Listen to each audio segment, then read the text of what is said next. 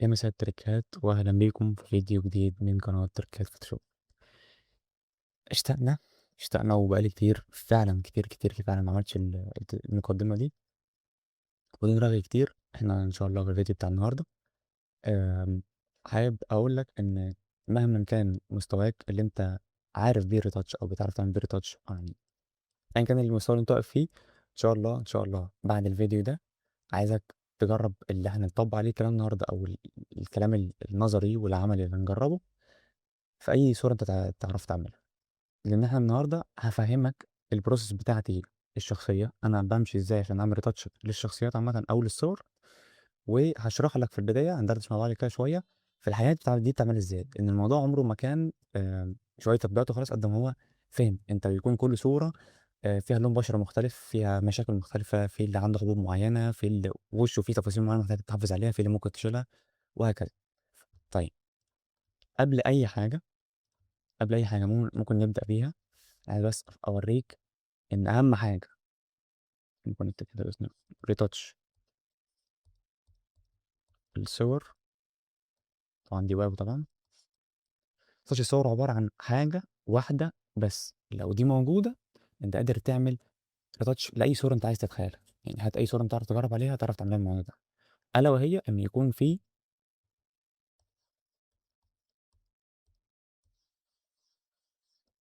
جوده الصوره. طول ما الصوره فيها كواليتي كويس، طول ما الصوره فيها عارف تفوكس اكتر، عارف يكون في شاربس كده وفي فيها تفاصيل معينه، فدي صوره قادر انك تنتج منها. سواء بقى انت هتنعم، هتحط انت شاربس من عندك، هتقللها، تعمل نويز، ايا كان اللعبه انت عارف تلعبه، فالبيز بتاعك الاساس موجود. لو الصوره بتاعتها مش كويسه، دي حاجه مش هينفع تعملها. طيب انا يبقى عندي حل من اتنين: يا اما بجيب صوره، بس نعمل كده، يا اما بجيب من الاساس صوره، اعتبر دي كيو ما علينا، صوره هاي كواليتي. بجيب صوره إيه ده؟ انا بحاول اصلحها بواسطه اكتر. فكرة إنك تقعد حبة بعيد عن الكوميونتي عامة أو عن اليوتيوب والكلام ده كله، الموضوع فاهم، مش عارف تستوعب. المهم، يا إما أنت تجيب في الأساس صورة هاي كواليتي، هي أوريدي باينة، هي أوريدي الكواليتي بتاعتها كويسة، يا إما أنت بتجيب أي صورة بتاعتك عادي ويستخدم البرومت بتاع هاي كواليتي، إنك بتعمل لها يعني بتحاول تعلي جودتها. حاجة من الاتنين، يا ده يا ده. طيب، البروسيس بتاعتي تمشي إزاي؟ أول حاجة، يعني سبحان الله، أول حاجة نجيب الصورة، سبحان الله. طيب، تاني حاجة تبدأ تحدد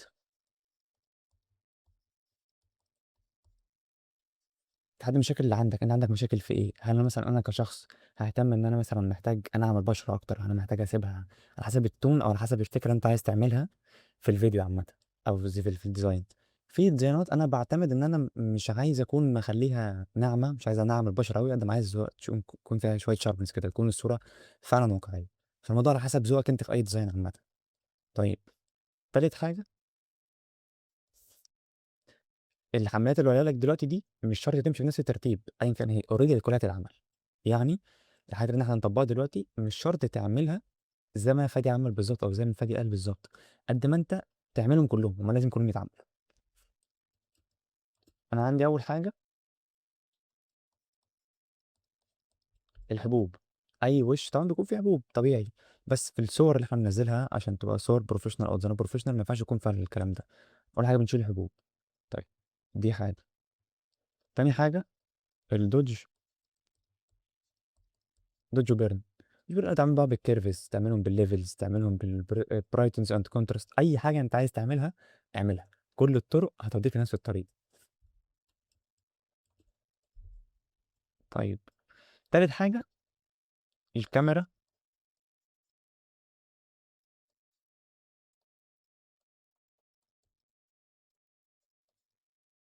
كاميرا فلتر دي هي اهم حاجه بالنسبه لي. كاميرا فلتر دي البريسيتس اللي جواها او الحاجات اللي اتضافت الجديد بقت اهم، بقت فيها حاجات متطوره اكتر. كل الابديتس اللي نزلت بقت اجمد، انها قادره تخليك تعمل الحاجات دي بمنتهى السهوله.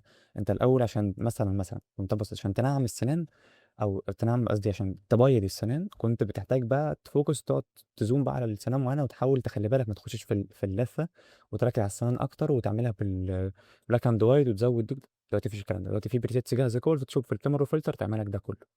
طيب فبشكل عام، بشكل عام هرجع اقول لك اعمل لك بشكل مختلف تاني. رول نمبر 1 بالنسبه لي ان يكون في جوده، في جوده. فانت كده بالنسبه لي في التمام، طول ما الصوره فيها كواليتي كويس، فانت كده الموضوع بقى احنا كده ايه، واصلين بسكه كويسه. انا مش عايزك تكون زهقت، مش عايزك تكون واخد الموضوع ان هو ده ريتاتش الموضوع بسيط، قد ما فعلا انا بحب اديك التجربه كامله بمنتهى البساطه.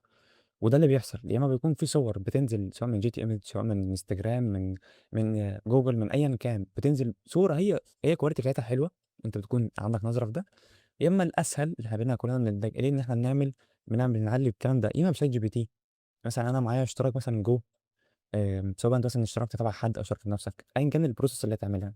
بس شات جي بي تي يقدر يعمل لك اب سكيل، قادر يعمل بفري بيك، تعمل بالماجنيفيك، تعمل بالليل مارينا، ايا كان، واي برومت عامه، مش برومت معين، انه بس يعمل اب سكيل للصوره، يدي فيها شويه تفاصيل وشويه ملامح.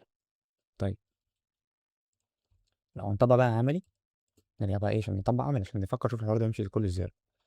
الصوره دي اوريدي كنا استخدمناها في الديزاين بتاع الماتش الودي بين مصر والبرازيل. مش هتقول ان الصوره دي اي جنريتد، يعني الصوره دي شفت صور كتير على بنترست، ففي منهم بوزيشن معين عجبني، جبت له برومت وايا كان عشان اعمل الصوره زي دي. طبعا الموضوع بمنتهى البساطه، بتجيب برومت، تحط البرومت معاه صوره، ومعاه صوره الشخص يكون وشه باين، وصوره التيشيرت عشان هو ايه، يعرف يبدع فيها. والموديل اللي استخدمته كان موديل نانو بنانا برو تقريبا او 2، مش فاكر، بس هو في موديل منهم في فري بيك. الاثنين نفس النتيجه، ما فيش اختلاف كتير يعني، مش مثلا رحت لسيدريم ولا نانو بنانا، لا نفس الحاجه. طيب انا ممكن اول خطوه ابدا بيها في الحوار ده ان انا اشيل الحبوب. طيب انا بشيل الحبوب ازاي؟ عملت نيو لاير جديده، عملت ليفنج ماسك، وبختار من الحاجات اللي هنا دي سبوت هيلينج براش تول. لو مش موجوده عندك هتيجي هنا كده التول بار، وتحاول تدور عليها هنا، هي هتكون موجوده هنا الاكسترا تولز، حاول تسحبها هنا عشان تبقى باينه قدامك. انا حطيتهم كلهم اوريدي عندي موجودين. واهم حاجه هتفعلها انك تكون فوق مفعل كلمه سامبل اول لايرز، عشان لما تتحط في اللاير الفاضيه تافكت في اللاير اللي تحتيها. طيب هاجي هنا، ممكن اكبر الفرشه شويه عشان اشيل الحبوب اللي انا شايفها اضافيه في الوش. انا مش عايز حاجه تكون موجوده، مش شرط حبوب، بس ممكن تكون في شويه مثلا حاجه في الحواجب، حاجه، فاهم؟ انت بتحاول بقى ايه، تظبط. مثلا هنا مثلا في حاجه في وشه، ممكن برضه نشيلها. طب بقى تظبط الحاجات دي كلها، برضه دول. انت بترسم على الحاجه اللي عايز تتشال، يعني تحط كده بقى ايه، ترسم حاجات. بس ما تحاولش طبعا ترسم في حاجات غير بعض، هيبوظها. يعني مثلا عايز تشيل حاجه، تعملها هي بالطول ولا بالعرض، عشان ما ينفعش تدخل جزء من جزء. طيب نيجي هنا برضه، ونشيل دي كده، نشيل كل ده.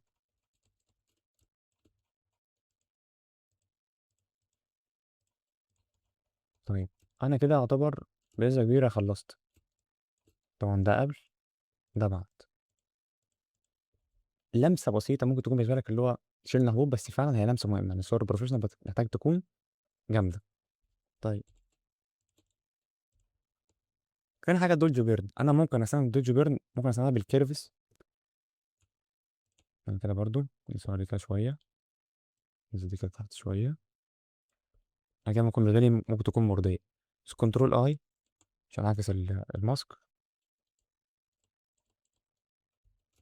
وابدا ارسم. يعني بسيطه، الحاجات اللي انا شايفها غامقه هبدا ارسم فيها. عايز تقلل بس شويه، ممكن تقلله مثلا لحد مثلا اللي يعجبك، يعني كلها على حسب الحاجه اللي انت عاملها. طبعا عشان نعمل كده طبعا اختار السوفت براش طبعا، نحاول نبدا نرسم. في صور بتكون مساعداك، زي مثلا الصوره دي مساعداني ان هي اوريدي باينه، يعني انا ممكن اغمق ايه وافتح ايه، وان هي كويسه. كنت اغمق مثلا دي كده شويه نوعا ما، عشان برضو تكون عارف يا صديقي، حاجات الريتاتش عموما دي معتمده على حاجتين: النظر الكتير، انك تكون عندك يعني عين بتتفرج كتير او شايفه كتير، فعارفه تتخيل مصادر اضاءه، عارفه تتخيل الحاجات الابداعيه دي. تاني حاجه انك بتجرب كتير الحاجات دي كلها، وخصوصا لو انت مثلا بتجرب ترسم اضاءات الريم لايت او الكلام ده كله. بس عموما ايا كان الحاجه انت عايز تعملها، اي حاجه ايا كان الحاجه في شغلنا محتاجه منك تجربه، محتاجه منك تجرب وتحط قدام الامر الواقع، تشوف انت عارف تعمل ده ولا لا. انا مش عايز الفيديو ده يكون ممل بالنسبه لك، بس فعلا صدقني صدقني صدقني فيديو زي ده لو انت اتفرجت عليه من اول دقيقه لاخر دقيقه من غير ما تسرعه، انا مش عارف اقول لك انت هتستفيد قد ايه. طيب هنا يعتبر كل جزء اللي ورا ده متغمق.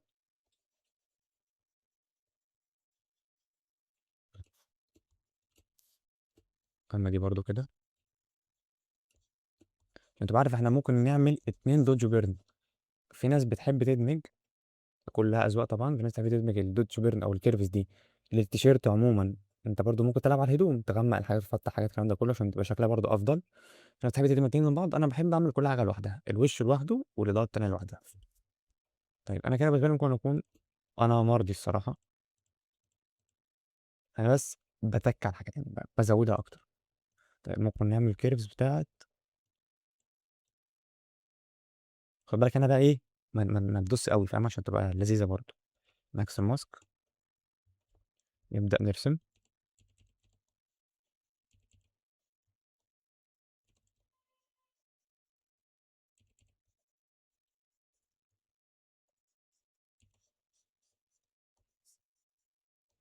بص انا بشوف اي حاجه بيضه، اي حاجه فاتحه سيكه بحاول ايه اشتغل عشان تيجي تبص كده لمسه. في الاول وفي الاخر برضه انت ليك كمان التحكم فيها، قادر تزود اوباسيتي، تقلل اوباسيتي، تعمل اللي انت عايزه.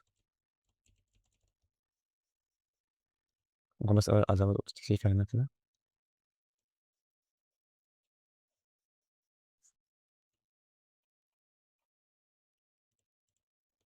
طيب انا كده بالنسبه لي برضه كويسه.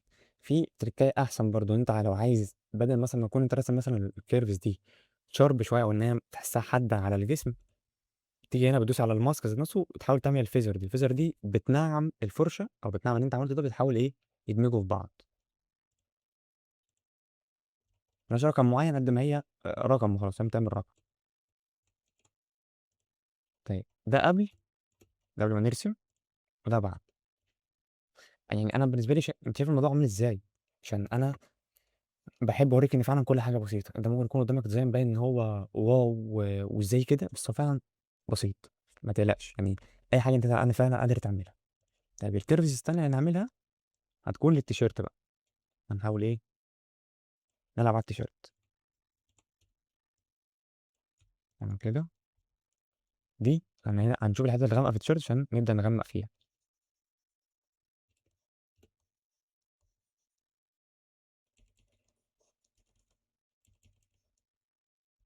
يعني دخلنا في الجسم بعدين نرجع في كده.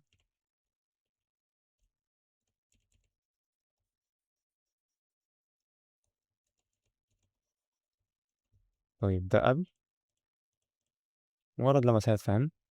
يعني برضه نعيد الموضوع تاني. ليه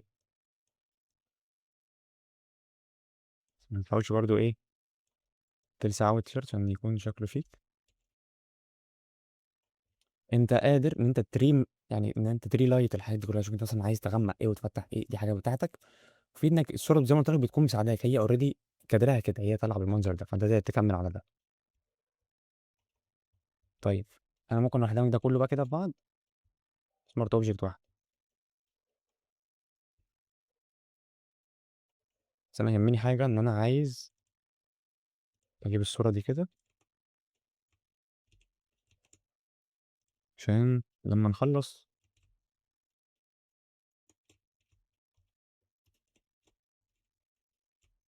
الكيبورد حاطه معوج عشان اعرف انا احط الجرافيك تابلت، فمزود انا.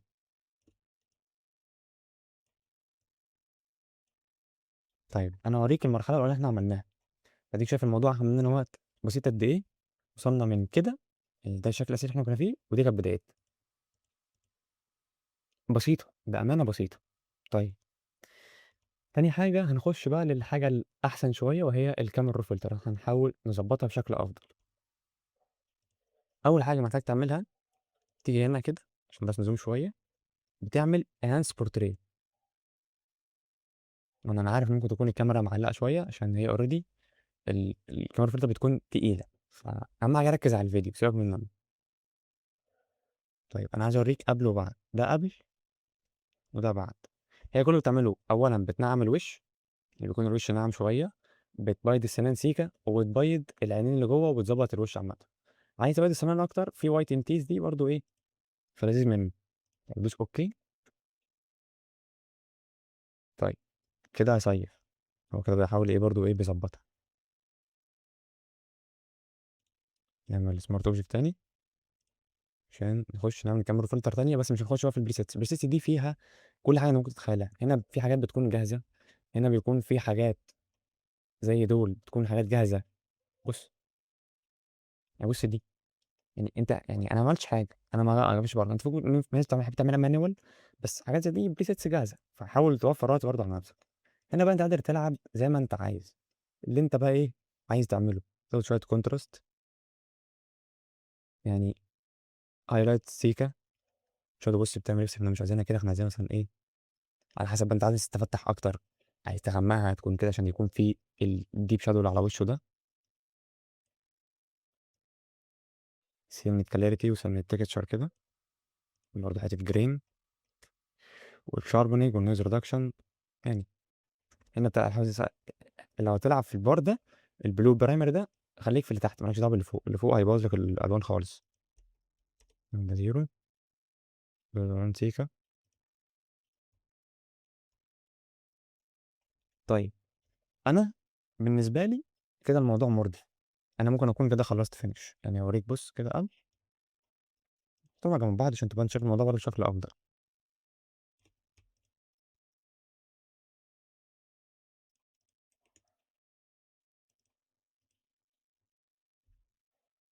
انا مش عايز اتكلم، انا مش عايز اتكلم عشان الريتاتش اللي انت بتكون شايفه جامد واسطوري والكلام ده كله، دي بجد حاجه بتفرحني جدا.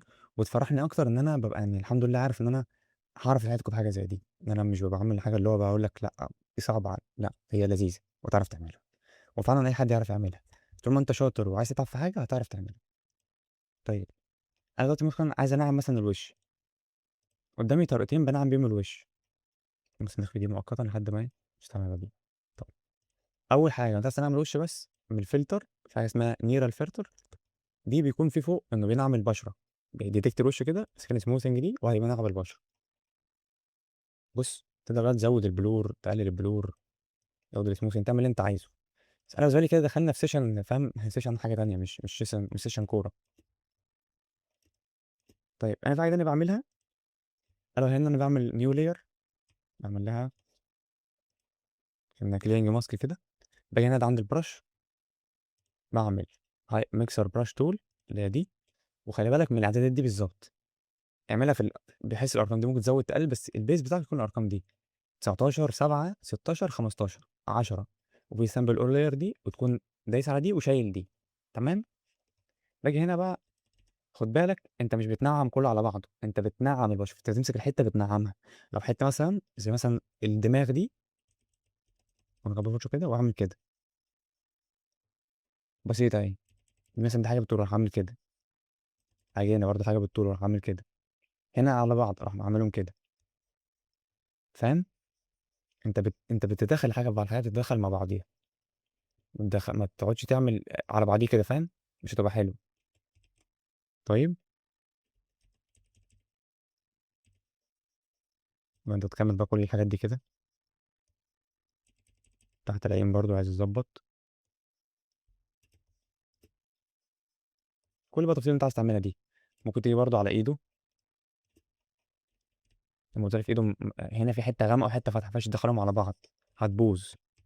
يبقى كل حاجه بالطول بقى. نعم كده. بص لو انت سامع صوت الدوس، انا بدوس على القلم، انا مش بدوس جامد، انا بعمل كده، مجرد بنزل وانزل بنزل واطلع، بس حاجه بسيطه خالص. زي ما بقى الدراع هنا برضو كده، دي حاجه كروكي، كروكي. وقدامك الاضاءه طالعه عامله كده. انت بقى قادر بالارقام اللي فوق تزود الهاردنس او تزود القوه بتاعت الماسك ذات نفسه او الرسمه. هي already هنا عندك في layer جديدة، تقدر تقلل opacity، تقلل الfill، تعمل اللي أنت عايزه فيها، تعمل لها مثلًا تحط عليها noise، تحط عليها camera filter، تعمل اللي أنت عايزه. فبمنتهى البساطة يا صديقي لو جينا نبُص كده، عايز تسيب التنعيم ده سيبه، عايز تشيله شيله، الموضوع اختياري بالنسبة لك، بس أنا حبيت أظهر لك إن الموضوع بيبدأ منين. هو الموضوع كله أشبه بالحدوتة، أنت أي design بتفكّر فيه أو أي حاجة بتفكّر فيها، في process كده لازم تمشي عليها. حاجة زي دي مجرد ما ضبطت الحاجات دي إنها أول مرّة ضبطت معاك، الباقي كله هتلاقيه بقى خلاص بقى بيمشي نفس الprocess دي عامةً. كل الفيديوهات اللي إحنا عملناها دي بجانب الفيديوهات اللي اتعملت قبل كده، في فيديوهات نزلت برضه على الchannel موجودة عن حاجات برضه retouch قادرة تفيدك، سواء ورشة retouch، سواء إزاي تعمل تنعيم، سواء إزاي تعمل camera filter، الحاجات دي كلها لمّا بتعملهم mix كده مع بعض هيطلع لك retouch إن شاء الله يكون كويس جدًا. آخر step ممكن أقولها لك أو آخر حاجة ممكن أقول لك عليها إزاي، أنت بتكون مثلًا ملاحظ في بعض الفيديوهات أو في بعض الديزاينات إن بيكون الإضاءة أو الrim light المعمول دهبي شوية أو فيه gold. في ناس بتحب تشتغل معاها manually، ودي أكيد بيطلّعها بشكل أفضل، بيكون قادر يتحكم في كل حاجة. وفي اللي عايز يجرّب عادي أو يشوفها ماشية إزاي، فممكن نعملها الpreset زي ما قُلنا، هي بتكون موجودة في الportrait medium skin الBM6 دي، اللي هي دي كده. بُص بقت الإضاءة دهبي شوية، قادر تقلل القوة بتاعتها، قادر تزوّدها زي ما أنت عايز. في دي برضه، فاهم، في كل الحاجات اللي أنت يعني أيًا يكن في حاجات كتيرة جدًا قادر أنت تشتغل بيها. وأهم حاجة زي ما باقول لك في كل مرّة، أنا أتمنى ما تركّزش على وشّي عشان هتلاقي دلوقتي ريأكشنات غريبة خالص. زي ما قُلت لك في كل مرّة الموضوع لازم يكون، أنا ممكن يكنسل عشان الجهاز ما يطفيش في وشّي، يا مسهّل، هيشتغل، هيشتغل.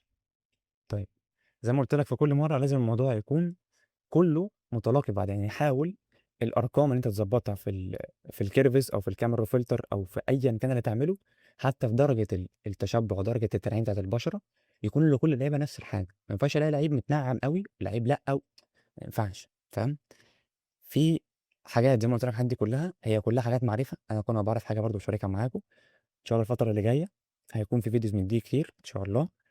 أنا يهمني بجد لو أنت وصلت معايا للفيديو للآخر لحد اللحظة دي، أتمنى منك تنزل تحت في الcomments تكتب لي كل اللي أنت عايزه.